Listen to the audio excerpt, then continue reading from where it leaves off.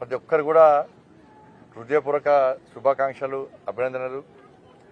తెలంగాణ రాష్ట్రం నుంచి ప్రత్యేకంగా ఈ అవార్డులు అందుకున్నటువంటి పెద్దలందరూ కూడా హృదయపూర్వక శుభాకాంక్షలు. నీతిగా, నిజాయితీగా, నిబద్ధతతోని ఎక్కడ ఎలాంటి పైరులకు తావు లేకుండా ఇలా అవార్డ్స్ ఇస్తున్న ప్రభుత్వం భారతీయ జనతా పార్టీ ప్రభుత్వం. కాబట్టి అవార్డులు అందుకున్నటువంటి ప్రతి ఒక్కరు కూడా హృదయపూర్వక శుభాకాంక్షలు. దాంతోపాటు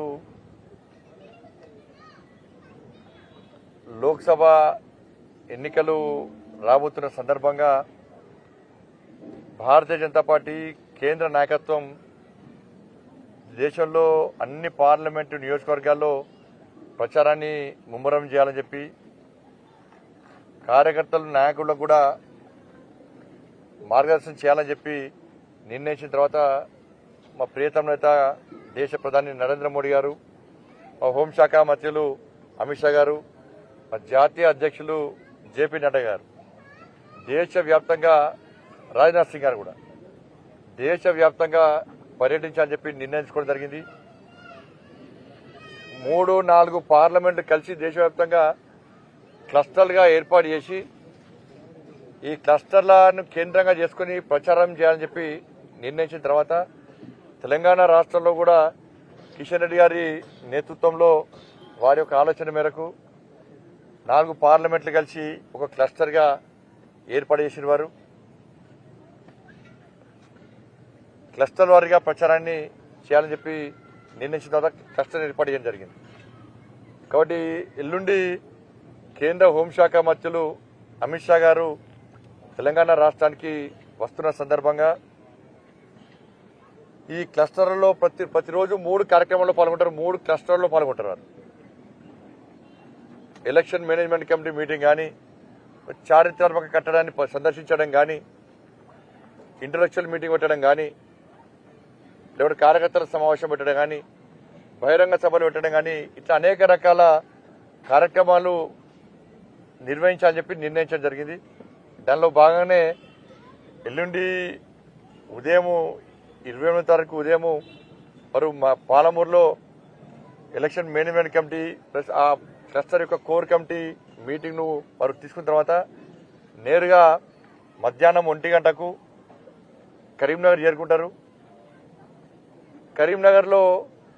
కరీంనగర్ పార్లమెంటరీ నియోజకవర్గ స్థాయి కార్యకర్తల సమావేశం, పబ్లిక్ మీటింగ్ కాదు. కరీంనగర్ పార్లమెంటరీ నియోజకవర్గ స్థాయి కార్యకర్తల సమావేశాన్ని ఎల్లుండి మధ్యాహ్నం 1 గంటకు కరీంనగర్లోని ఎస్ఆర్ఆర్ డిగ్రీ కళాశాల గ్రౌండ్లో ఏర్పాటు చేయడం జరుగుతున్నది. దానికి కార్యకర్తలు పెద్ద ఎత్తున తరలి వచ్చే అవకాశం ఉంది. దాదాపు 15,000 నుంచి 20,000 వరకు కూడా వాళ్ళ కార్యకర్తలు దానికి వచ్చే అవకాశం ఉంది. కాబట్టి ఆ కార్యకర్తలను ఉద్దేశించి కార్యకర్తలకు కేంద్ర హోంశాఖ మంత్రులు అమిత్ షా గారు మార్గనిర్దేశం చేస్తారు. ఆ నుంచి ఎన్నికల శంఖారావం ప్రారంభం కాబోతున్నది.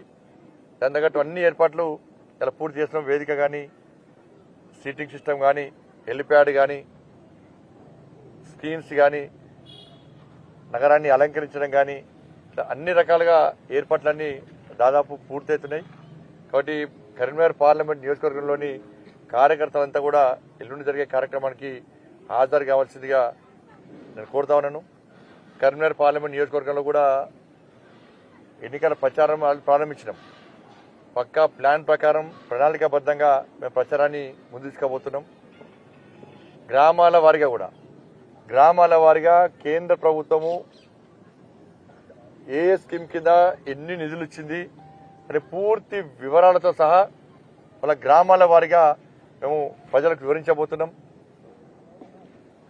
మండలాల వారీగా, గ్రామాల వారీగా, మండలాల వారీగా, అసెంబ్లీ వారీగా కూడా పార్లమెంటు స్థాయిలో ఎన్ని నిధులు వచ్చినాయి కేంద్ర ప్రభుత్వం నుంచి, ఏ అభివృద్ధి కార్యక్రమాలు చేస్తాం, మేము ప్రజలకు ఏ విధంగా కేంద్ర ప్రభుత్వం సహకరించింది అన్న విషయాల్లో పూర్తి స్పష్టమైనటువంటి విషయాన్ని వాళ్ళ ప్రజలకు తెలియజేసే ప్రయత్నం చేస్తున్నాం. ఫిబ్రవరి 5వ తారీఖు నుంచి ఒక యాత్రను ప్రారంభిస్తున్నాం. యాత్ర గ్రామాల్లో నడుచుకుంటూ పాదయాత్ర చేయడం, గ్రామాలు దాటి తర్వాత ప్రజలు లేని సమయంలో ప్రజలు లేని ప్రాంతాల్లో వాహనాల ద్వారా పోవడం, దాదాపు 20 రోజుల పాటు ఈ కరీంనగర్ పార్లమెంట్ నియోజకవర్గంలోని దాదాపు అన్ని మండల కేంద్రాలను చుట్టుపక్కల ఉన్నటువంటి మేజర్ గ్రామ పంచాయతీలు కానీ దారిలో ఉన్నటువంటి గ్రామాల్లో ఉన్న ప్రజలను కలవడము, వాళ్ళతో మాట్లాడడము, సమావేశం నిర్వహించడము, వాళ్ళకి అన్ని విషయాలు చెప్పే ప్రయత్నం చేయడము, ఈ విధంగా మేము పూర్తిగా ప్లాన్ చేస్తున్నాం.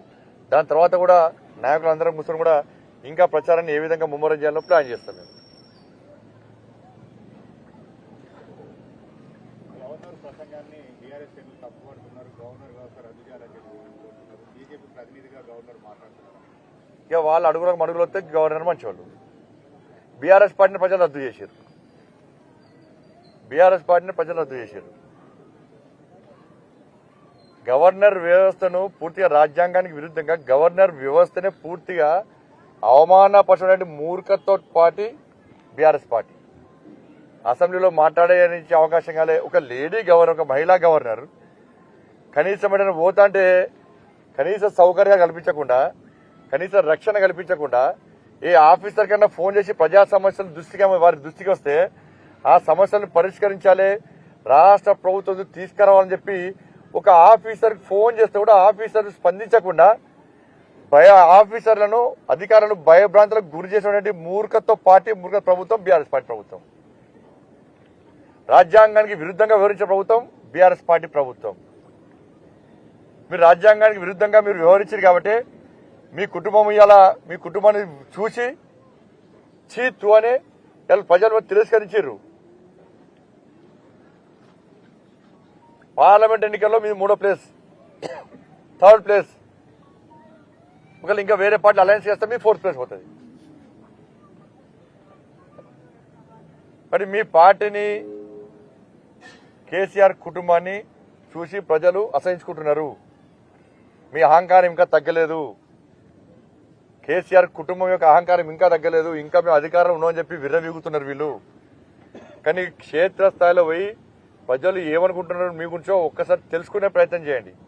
కింది స్థాయి బీఆర్ఎస్ పార్టీ కార్యకర్తలు మీ కుటుంబం గురించి, మీ గురించి ఏమనుకుంటారో తెలుసుకునే ప్రయత్నం చేయండి.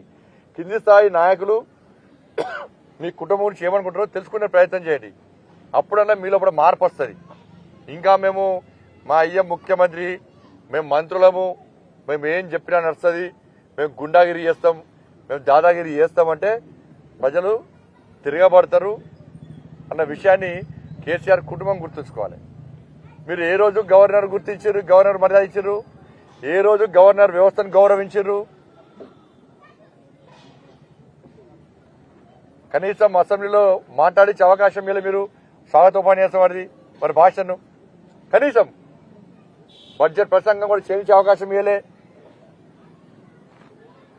అడుగడుగున ఒక మహిళా గవర్నర్ చూడకుండా కూడా అవమానపరిచారు.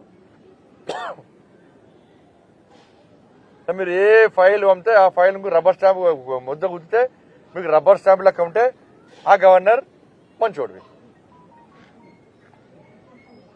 అంటే ఇక మీకు ఏం సపోర్ట్ చేయకుండా వ్యవస్థను రద్దు చేయాలంటారు వాళ్ళు. ఇక అందుకే రాష్ట్ర ముఖ్యమంత్రి దిగజారి రాజ్యాంగానికి లోబడి పనిచేస్తే ఈ ప్రభుత్వం పనిచేయలేదు, బీఆర్ఎస్ పనిచేయలేదు కాబట్టి రాజ్యాంగాన్ని మార్చాలన్నాడు.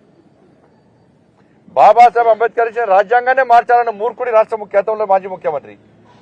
అంటే రాజ్యాంగానికి అనుగుణంగా పనిచేయలేదు ప్రభుత్వం, పనిచేయాలని ఆలోచన లేదు కాబట్టి రాజ్యాంగాన్ని మార్చాలన్నాడు.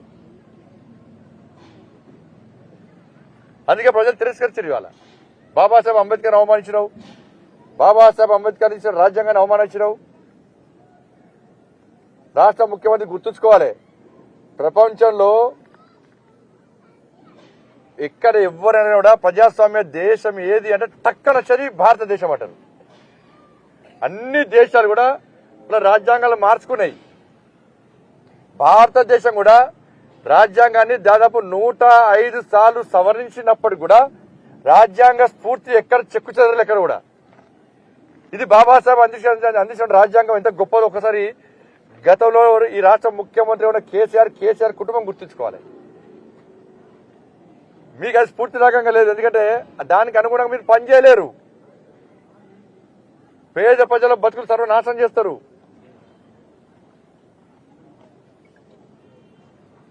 చేస్తున్నారు